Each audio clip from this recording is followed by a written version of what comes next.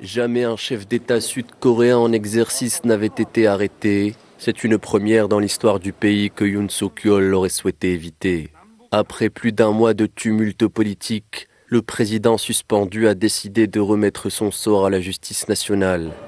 Dès l'aube, des agents du bureau d'enquête sur la corruption des hautes personnalités de la police se sont présentés en nombre impressionnant aux abords de la résidence où était retranché depuis des semaines Yoon Suk-yeol. Aujourd'hui, après avoir vu ces individus envahir la zone de sécurité à l'aide de matériel des services d'urgence, j'ai décidé d'accéder à la demande de comparution volontaire du bureau d'enquête sur la corruption, bien qu'il s'agisse d'une enquête illégale, afin d'éviter tout incident malheureux et violent. Suspendu par le Parlement et visé par une enquête comportant plusieurs chefs d'accusation, dont celui de rébellion, un crime passible de la peine de mort.